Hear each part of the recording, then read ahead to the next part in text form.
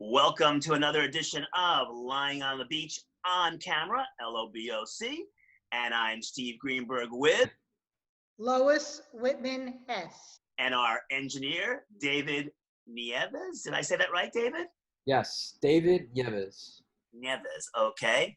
And of course, I have to always mention our sponsor, the Handle Stick.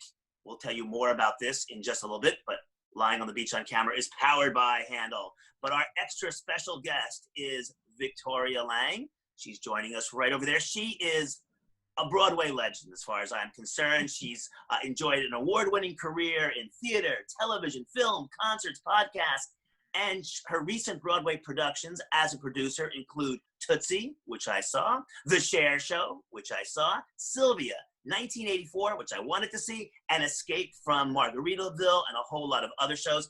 One of her productions, the smash hit Matt and Ben, which blew my mind. Blew my mind. Was the hottest play in New York. One of my favorites. Absolutely a favorite, and the top, one of the top 5 plays of the year by Time Magazine. So please give a round of applause to Victoria Lang. Victoria, thank you so much for joining us. Thanks for having me. My absolute pleasure. It's an honor to have you here. So we're in this pandemic moment right now, and everyone's wondering, Broadway is dark. When will the lights come back on, and how will they come back on? Are we going to go back to live theater? And what's Broadway talking about? What are the thoughts? Well, obviously, we'll come back at some point. God willing that this virus will at some point, be under control. But when Broadway closed on March 12th, the prevailing notion was we'd just be dark for a month. So it was April 12th, and the date was moved to the summer, then it was moved to September, then it was moved to January. Some now say March, so it could be a full year that Broadway is closed. But many theaters around the country are opening before that because the guidelines are different in every state. Some news came out today from Governor Cuomo in New York that even phase 4 in New York won't include theaters opening. So there's really no, no one has a crystal ball. No one knows. It's all going to depend on the public feeling safe gathering in large groups. So that's really when it will reopen. Have they talked about possible ways of doing it?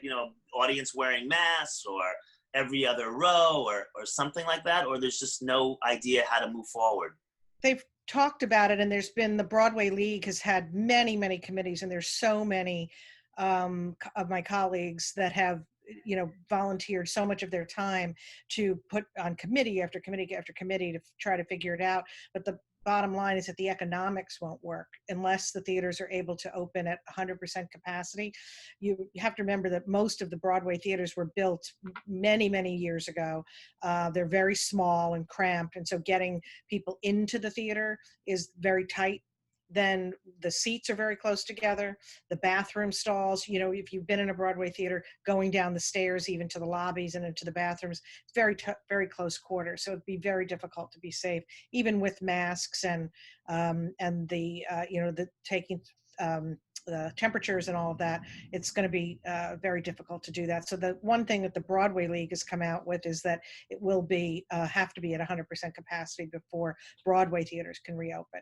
Theaters around the country, though, are in a different mindset because many of the performing arts centers in larger cities that have larger space, more space, are maybe 2,000 seats. They were built, they're more modern. They have more spacious lobbies, spacious bathrooms. They have, they cannot come up with more, better ways of handling the, the social distancing and all of the preventive measures that have to be taken. So Victoria, just for our audience, and even David doesn't know this, just tell everybody, you run one of the largest production companies for regional theater. Your company is going all over the world producing shows. So I just want them to understand who you are. Well, we're not one of the largest, but yes, you are. Yes, you are. Thank you. But my company, Broadway and Beyond Theatricals, happens to be very specific in what we do, and that we produce shows as well as distribute them, or we say book them into theaters regionally and tour them around North America for the most part. So that's why we have a handle on not only do we get involved in Broadway and off-Broadway shows, but we also create shows that just go straight to the road and just tour directly to the road, and then others that we will tour for other producers and book them around the country. So the reason I asked you the question is what you said about Broadway. Is that true about regional theater as well? About it opening? Yes. And accommodating, having to be 100% full? No, not so much, because what some of the as the more modern theaters, if you want to say the ones that were built more recently, have more space and can social distance a little more. The economics are a little different. So for example, a theater that's say 2,000 seats could put a smaller show on their stage, maybe not a big Broadway musical that's got 20, 30 people in it with a big chorus of dancers, etc. They might put a show that's maybe a solo show or 2, 3, 4 character show on their stage, and be able to social distance the audience down to maybe 500 people, and still the economics would work there because they've got the space in the audience, they've got the space on the stage and backstage. They're able to get their audience, and they've got a bigger lobby, they've got more bathrooms, and so they've figured out different ways to be able to accommodate what the social distancing measures that have to be taken into account to keep their audiences safe. So some of them are opening up, January. Some are trying to do some holiday programming. We'll see if that happens. It's really city by city, not even state by state. So Victoria, is Broadway or shows productions going digital? I mean, a lot of businesses are now finding that they can, in fact, it's a huge new opportunity to do things online, and a lot of the expense of traveling and, accommodations is now, off to the side. So what's happening with that? Because I can't imagine what all these actors and actresses and singers are doing. Yeah, there's a lot of stuff happening. Obviously, it first started on Zoom, and it was sort of the Brady Bunch model, everybody in the squares, and a lot of readings started that way. So that's being, there's a lot of that, I would say. And then many people got creative and then started new businesses, like there's Broadway Virtual and Broadway On Demand, and a lot of services where they're trying to up the game, so to speak, and get the production values better, and more editing is going on, so that there will be more and more. I think you'll see more and more productions done virtually. Every day it seems like another company is coming out trying to sort of refine that model a lot. Can we make money on that, or is it not a good model for money making? I think it's going to be up to the unions. It's right now the performer unions. The Actors Equity is the union that the live theater performers belong to, and then there's the Screen Actors Guild, and after that, that's the union that you belong to if you're performing on television or movies. And so there's negotiations, shall we say, going on as to who has jurisdiction over those performances, and what union is going to pay for those, and who's getting the money and who's getting the pension and welfare payments. What's happened to the current contracts that were out there? So like for a long-running show like Evan Hansen, or a new show like Company, there were actors that were committed, and then of course this didn't happen. Is everybody released from their contract? Everybody in hold? What's happening for these plays? When Broadway does come back, will those shows come back, or are those shows all going to be wiped clean? What can we expect? It's on a show-by-show scenario. Certain producers who have money in the bank, so to speak, what they call a contingency, some will come back if they have the money to come back, because there'll be some startup costs of, because if they were only laid off for a month, as we originally thought it would be, then yeah, they can, just pretty much go right back. Basically, it's a case-by-case basis, and the contracts vary in each situation. So does that mean does that mean long-term, like, you know, the actors who were committed are no longer committed? They've all moved on. They have to bring new people in. What does that mean as far as when this ever comes back? Well, the actors will come back on a case-by-case basis depending upon the show. If the show has had enough of a contingency that they're able to bring the show back on, they have the money in the bank to cover those costs, to re-rehearse and whatever they need to do to bring the actors back on board, and those actors are available, yes, they'll come back. Otherwise, they'll meet the problem of having to recast and re-rehearse. So it's going to be a bit of a mixed bag. It's not going to be an easy task. I was shocked that Frozen, which is a Disney production, which seems like it would have unlimited money, that closed during this. Mm-hmm. But little shows like an Evan Hansen and maybe companies seem like I haven't heard that they're washed up. Is that surprising to you, or am I missing something? No, I mean, they hope to come back. They had, good ticket sales, healthy ticket sales, healthy in advance, what they call, in the industry, where they had, enough money in the bank and advance sales. So they were healthy shows, so they probably will come back. I don't have that on any authority. It's just my personal opinion that they probably will come back and people want to see them. The only issue is tourism. If the show is heavily dependent on tourists, how soon are tourists going to come back to New York? That's the problem. And so some decisions will be made on that. And also, what is the audience makeup? If the audience makeup is tourists and the audience is older generation, 50, 60 plus, that's another factor that will enter into the decision, because if that's the general population of your audience, that's going to be the last group that's going to come back. So Victoria, I'm curious about the actors and actresses and the musicians. I mean, a lot of them. I know I have a close friend that does cabaret, and I always get the feeling from him that he feels washed up and he's never going to perform again. How are people supporting themselves? What is the attitude of a lot of people, even the major stars? Yeah. Well, first is unemployment. Then it's everybody's hanging together. I know there is a lot of despair. People are, it's going on a long time. And then everyone is trying to, the big word is pivot. So everyone's trying to pivot and come up with, well, what else can we do? There's some hope in that the television shows and film is starting to come back, and they seem to be figuring out a way to do it.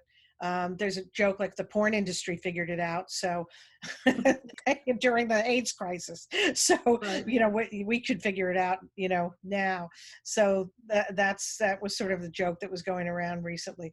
The film and television industry is coming back soon. So they're looking at that, and they're coming up with creative ways to do virtual programming in the meantime.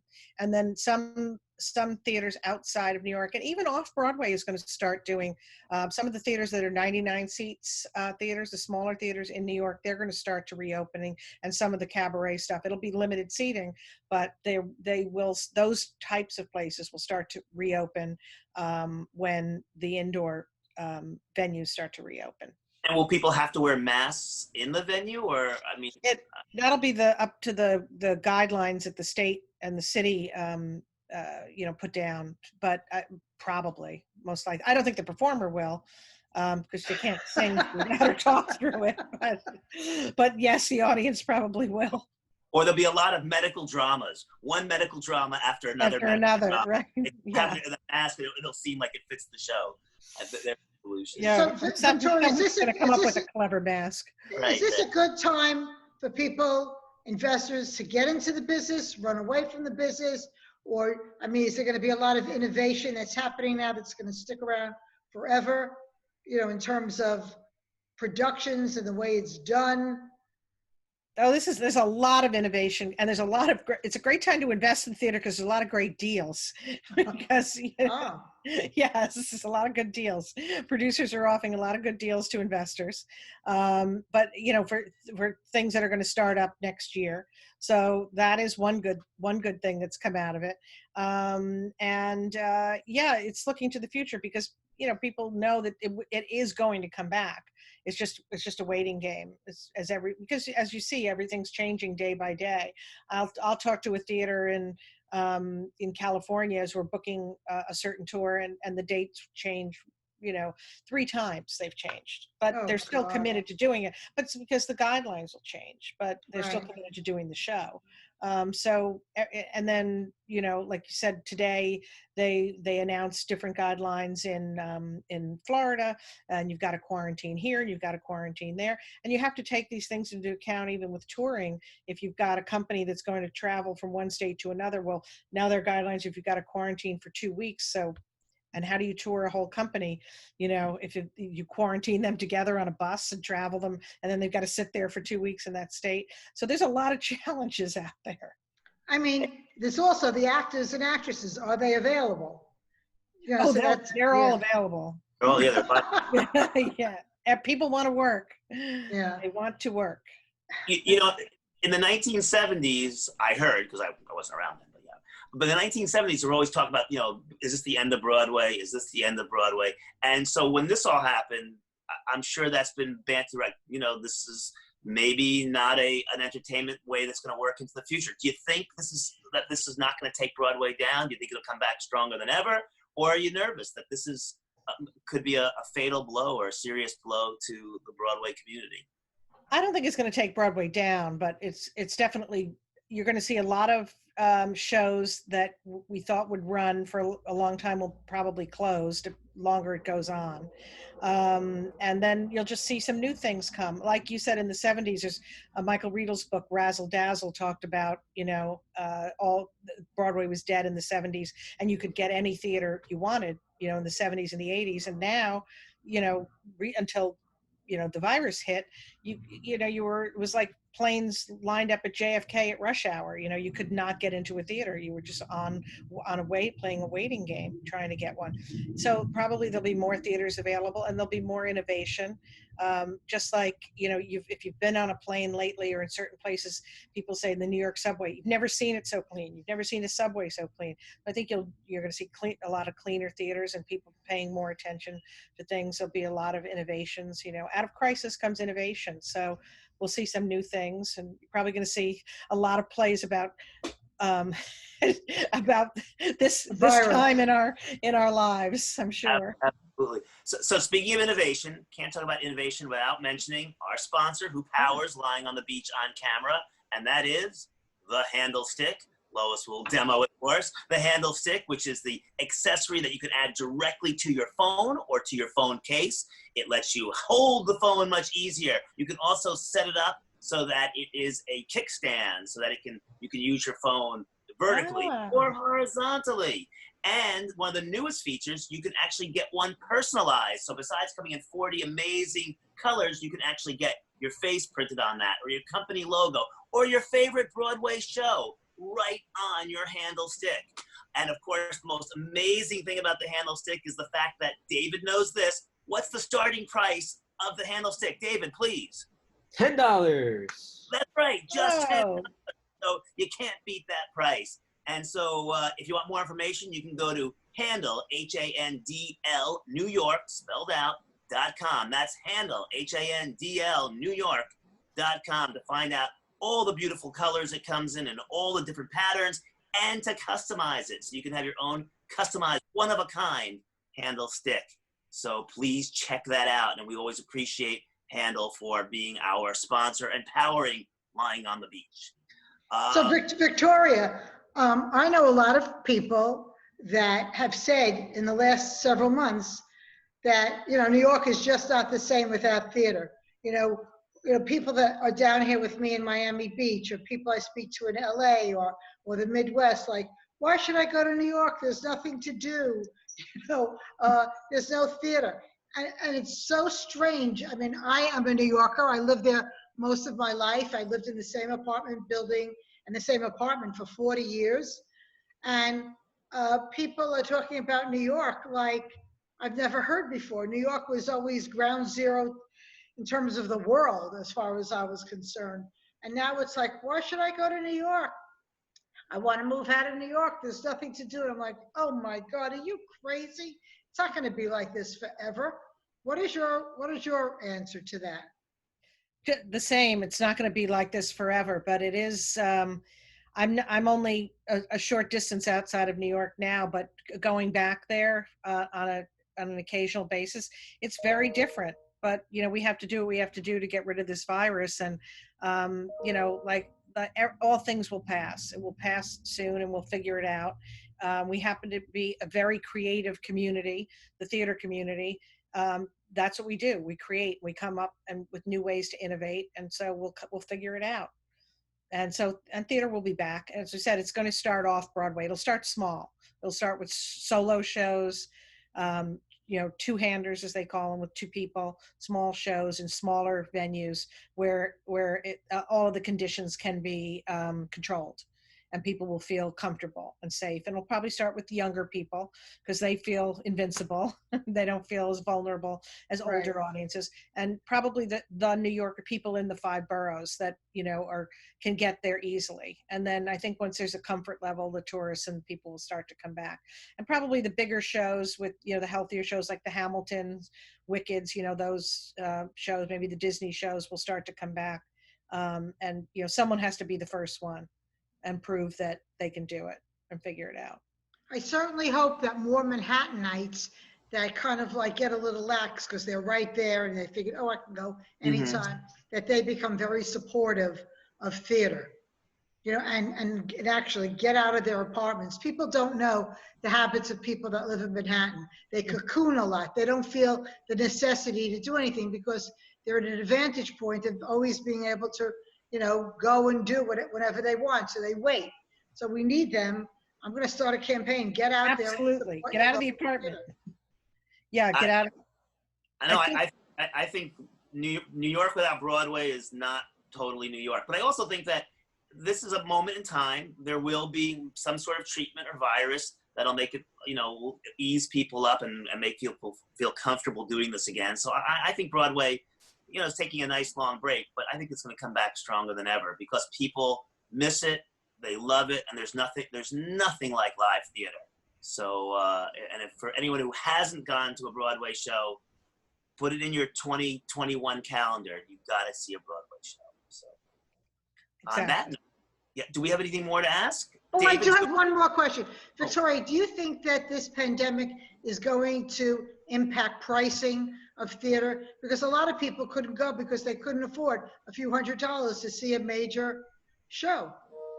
Yeah, I think it'll depend on the economy and how people are able to bounce back from it if they're but that's one of the reasons that Broadway will not reopen until there's 100% capacity available because the ticket prices couldn't go up to $300 or $400 a ticket with a reduced capacity, and that just wouldn't work. So the ticket prices have to remain affordable, and there probably will be some favorable terms possibly to entice people to come back to certain shows. And do you think maybe the real estate people who own these theaters might give a break on rent because they want these things to survive, or it doesn't really work that way? Yeah. No comment. I was ready to see how you were going to answer that. Okay, well, They're money-hungry people, Steve. They're all Republicans.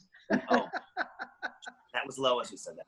Okay, so I think on that note, David, any follow-up that you have for us? Just giving us a thumbs up. Okay. Our engineer, David, running the show here. Once again, Victoria, thank you so much. Let's hope Broadway comes back stronger than ever. And that goes true for regional theater as well. Thank you for what you do. Once again, I'm Steve Greenberg with David and with, I want to get him. Oh my God, David, you became number 2. He's number 2. I'm not doing another thing. I'm just sitting here. David, you can take over. Okay. I'm Steve Greenberg with David. Go. No, it was supposed to be Lois. Go, Lois. Then. He doesn't care about me anymore. I don't care. I'm retired. With. Okay. Well, I don't want to be here by myself. Come on. We have to say goodbye. This will never end. People will be stuck on their phones. It's just not fair to them. I'm the former Lois Whitman-Hess number 2. Okay. And I'll go. And then our engineer, David. David, say your name. David Yevis. Okay. And we want to thank Victoria, and the four of us have been lying on the beach on camera, LOBOC. Thank you, everybody. Take care. Go to Broadway when it opens.